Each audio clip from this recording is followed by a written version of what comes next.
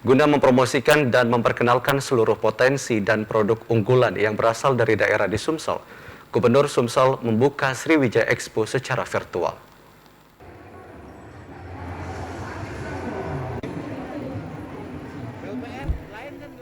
Dengan tetap menerapkan protokol kesehatan yang ketat, pemerintah Provinsi Sumsel menggelar Sriwijaya Expo di Komplek Dining Hall Jakabaring Sport City.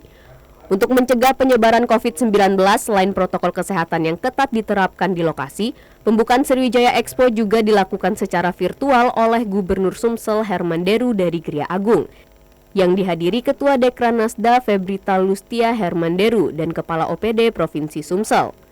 Usai membuka secara virtual, Gubernur mengatakan Sriwijaya Expo merupakan etalase bagi produk-produk yang ada di Sumsel. Dengan adanya pameran tersebut, potensi yang ada di Sumsel akan semakin dikenal oleh banyak pihak dan akan menarik investor baru untuk berinvestasi di Sumsel.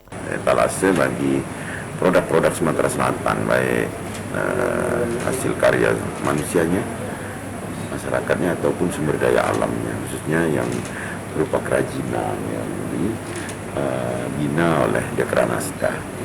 Nah, harapan kita dengan adanya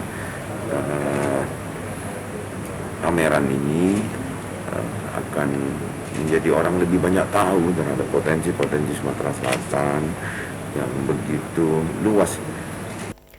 Sriwijaya Expo rencananya digelar sejak tanggal 2 hingga 5 Juli 2021. Romiko, TVRI Sumatera Selatan melaporkan.